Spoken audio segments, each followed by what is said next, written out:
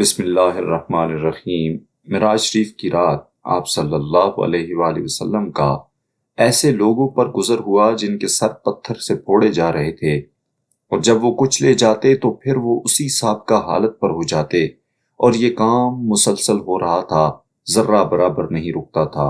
حضور صلی اللہ علیہ وآلہ وسلم نے پوچھا، ہے جبرائیل یہ کون لوگ ہیں؟ تو انہوں نے عرض کی، یا رسول اللہ صلی اللہ علیہ وآلہ وسلم، یہ وہ لوگ ہیں جو فرض نماز کی ادائیگی نہیں کرتے تھے۔ پھر ایسے لوگوں پر گزر ہوا جن کے آگے اور پیچھے چھیٹڑے لپٹے ہوئے تھے، اور وہ مویشیوں کی طرح چر رہے تھے اور زقوم اور دوزخ کے پتھر کھا رہے تھے۔ آپ صلی اللہ علیہ وآلہ وسلم نے پوچھا، یہ کون لوگ ہیں؟ حضرت جبرائیل علیہ السلام نے کہا، یہ وہ لوگ ہیں جو اپنے مال کی زکوٰۃ ادا نہیں کرتے تھے اور فقیروں اور مسکینوں پر رحم نہیں کرتے تھے۔ پھر ایسے لوگوں پر گزر ہوا جن کے سامنے ایک ہنڈیا میں پکا ہوا گوشت رکھا ہے اور سڑا ہوا گوشت بھی ان کے سامنے ہے، وہ اس سڑے ہوئے اور کچے گوشت کو کھا رہے ہیں۔ آپ صلی اللہ علیہ وآلہ وسلم نے پوچھا، اے جبرائیل یہ کون لوگ ہیں؟ تو حضرت جبرائیل علیہ السلام نے کہا، یہ آپ کی امت میں سے وہ مرد ہیں جن کے پاس حلال اور پاکیزہ بیویاں تھیں، اور پھر وہ غیر عورت کے پاس جاتے اور شب باشی کرتے۔ اسی طرح وہ عورت جو حلال اور پاکیزہ مرد کے ہوتے ہوئے غیر مرد کے پاس جائے اور اس کے ساتھ ناجائز تعلقات استوار کرے۔ پھر ایسے آدمی کو دیکھا جو خون کی ایک نہر میں تیر رہا ہے اور اس کے منہ میں پتھر ڈالے جا رہے ہیں۔ پوچھنے پر جبرائیل امین نے بتایا، یہ سود خور ہیں۔ اور پھر ایسا آدمی نظر آیا جس نے بڑی بھاری گٹھڑی باندھی ہوئی ہے، لیکن وہ اس کو اٹھا نہیں سکتا اور اس گٹھڑی میں مزید اضافہ کرنا چاہتا ہے۔ حضور صلی اللہ علیہ وآلہ وسلم نے پوچھا، یہ کون ہیں؟ فرمایا، یہ حضور علیہ الصلوۃ والسلام کی امت کا وہ آدمی ہے جس کے پاس لوگوں کی امانتیں ہوں گی اور وہ ان کو ادا نہیں کرے گا، یعنی امانت میں خیانت کرے گا۔ پھر ایسے لوگوں پر گزر ہوا جن کے ہونٹ اونٹ کی طرح ہیں، وہ آگ کی چنگاریاں کھا رہے ہیں اور وہ ان کے پیٹ کو جلاتی ہوئی نیچے نکل جاتی ہیں، اور اسی طرح سلسلہ جاری ہے۔ آپ صلی اللہ علیہ وآلہ وسلم نے پوچھا، یہ کون لوگ ہیں؟ تو حضرت جبرائیل علیہ السلام نے کہا، یہ وہ لوگ ہیں جو یتیموں کا حق کھاتے تھے۔ اسی طرح عورتوں کے ایک گروہ پر گزر ہوا، ان کے چہرے کالے اور آنکھیں نیلی ہیں، آگ کے کپڑے پہنے ہوئے ہیں، فرشتے ان کو آگ کے گرز مارتے ہیں اور وہ گدھوں اور کتیوں کی طرح چلاتی ہیں۔ حضرت جبرائیل علیہ السلام نے کہا، یہ وہ عورتیں ہیں جو اپنے خامدوں کی نافرمان ہیں۔ معراج کی رات ایک وادی پر سے حضور صلی اللہ علیہ وآلہ وسلم کا گزر ہوا جہاں پر ایک وحشت ناک آواز سنی اور بدبو محسوس کی۔ حضرت جبرائیل علیہ السلام نے کہا کہ یہ جہنم کی آواز ہے۔ حضرت جبرائیل علیہ السلام نے کہا، یہ جہنم کی آواز ہے، اور وہ کہتی ہے کہ اے رب، جو مجھ سے وعدہ کیا ہے اسے پورا فرما، کیونکہ میری زنجیریں، توق، شعلے، گرم پانی، پیپ اور عذاب کثرت سے ہو گئے ہیں۔ میری گہرائی وسیع ہو گئی ہے، میری گرمی بہت سخت ہو گئی ہے۔ اللہ تعالیٰ کا ارشاد ہوا کہ تیرے لیے شرک کرنے والا مرد اور شرک کرنے والی عورت اور کفر کرنے والا مرد اور کفر کرنے والی عورت اور تکبر و اناد کرنے والے لوگ اور قیامت کا انکار کرنے والے تجویز کیے گئے ہیں۔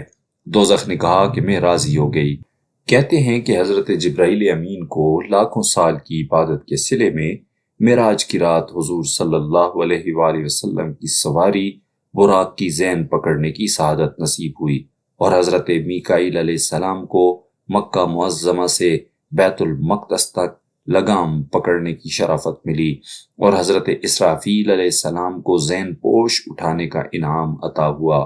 جب آپ صلی اللہ علیہ وآلہ وسلم کی سواری روانہ ہوئی تو بدخا کا میدان آپ صلی اللہ علیہ وآلہ وسلم کے نور سے روشن ہو گیا، اور جنت سے خوشبودار ہوا چلی اور صلاۃ و سلام کی صدا گونجی۔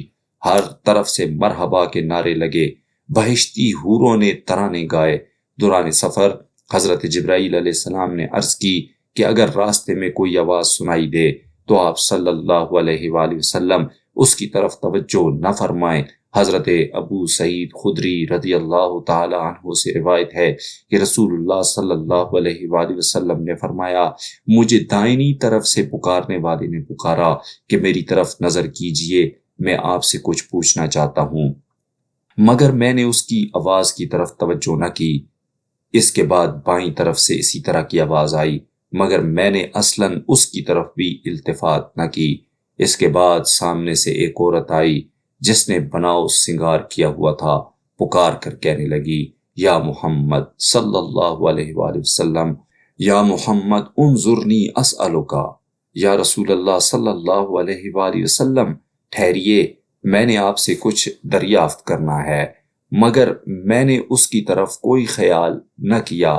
حضرت جبرائیل علیہ السلام نے کہا کہ پہلا پکارنے والا یہودیت کا داعی تھا، اگر آپ اس کی طرف متوجہ ہو جاتے تو آپ صلی اللہ علیہ وآلہ وسلم کی امت یہودی ہو جاتی، اور دوسرا پکارنے والا نصرانی تھا، اگر آپ صلی اللہ علیہ وآلہ وسلم اس کی طرف توجہ فرماتے تو آپ صلی اللہ علیہ وآلہ وسلم کی امت نصرانی ہو جاتی، اور بناؤ سنگار کرنے والی عورت جس نے آپ کو پکارا وہ دنیا تھی، اگر آپ صلی اللہ علیہ وآلہ وسلم اس کی طرف خیال کو مبذول فرماتے تو آپ صلی اللہ علیہ وآلہ وسلم کی امت دنیا کو آخرت پر ترجیح دیتی۔ اور ایک روایت میں آیا ہے کہ پیچھے سے بھی اس طرح کی آواز سنائی دی، مگر آپ صلی اللہ علیہ وآلہ وسلم نے اس کی بھی پرواہ تک نہ کی۔ حضرت جبرائیل علیہ السلام نے عرض کی کہ یہ شرک اور آتش پرستی کا داعی تھا، اگر آپ صلی اللہ علیہ وآلہ وسلم اس سے بات کرتے تو آپ صلی اللہ علیہ وآلہ وسلم کی امت مشرک اور آتش پرست ہو جاتی۔ کہتے ہیں کہ ان چار آوازوں میں یہ حکمت پوشیدہ تھی کہ حضور صلی اللہ علیہ وآلہ وسلم کے دل مبارک میں خیال گزرتا تھا کہ میرے بعد میری امت کا کیا حال ہوگا، اس لیے ان چار پکاروں کے نتائج کے بعد گویا آپ صلی اللہ علیہ وآلہ وسلم کو تسکین دی کہ حق تعالیٰ اپنے فضل و کرم سے آپ صلی اللہ علیہ وآلہ وسلم کو دین اسلام پر ثابت قدم رکھے گا، اور اس طرح نہ ہوگا کہ جس طرح پہلی امتوں کا حال ہوا کہ ایک بھی ان سے اپنے مذہب کا صحیح پیروکار نہیں رہ گیا۔ پھر دوران سفر حضور صلی اللہ علیہ وآلہ وسلم نے ایک بڑی دل کشا خوشبو سونگھی۔ جبرائیل علیہ السلام نے عرض کی کہ یہ خوشبو فرعون کی بیٹی کی ماشطہ یعنی بناؤ سنگار کرنے والی اور اس کی اولاد کی ہے۔ ہوا کچھ یوں کہ ایک روز وہ فرعون کی بیٹی کی کنگھی کر رہی تھی کہ وہ کنگھی گر پڑی تو اس کے منہ سے نکلا، بسم اللہ تعیس فرعون، اللہ کے نام سے اٹھاتی ہوں، خدا فرعون کو ہلاک کرے کہ وہ خدائی کا جھوٹا مدعی ہے۔ فرعون کی بیٹی نے اسے کہا، کیا میرے باپ کے بغیر بھی تمہارا کوئی دوسرا خدا ہے؟ اس نے کہا، بے شک میرا رب اور تیرا رب اللہ تعالیٰ ہے۔ اس عورت کے دو بیٹے تھے، ایک خاوند تھا۔ فرعون کو معلوم ہوا، اس نے سب کو بلایا، اس عورت اور اس کے خاوند کو بڑا بہلایا پھسلایا تاکہ وہ اس کو خدا مان لیں۔ جب انہوں نے انکار کر دیا تو اس نے دھمکی دی کہ میں تمہیں تہ تیغ کر دوں گا۔ وہ دونوں بولے، احسانا منکا ان قتلتنا ان تجعلنا فی بیتن، یہ تو تیرا بڑا احسان ہوگا کہ تو ہمیں قتل کر دے اور ایک ہی مکان میں دفن کر دے۔ اس نے تانبے کی ایک دیگ کو خوب گرم کیا اور حکم دیا کہ اس عورت اور اس کی اولاد کو اس کے سامنے اس میں پھینک دیا جائے۔ فرعون کے کارندے ان معصوم بچوں کو یکے بعد دیگرے اس کھولتی ہوئی دیگ میں ڈالنے لگے۔ آخر میں ایک شیر خوار بچے کو اس میں پھینکا۔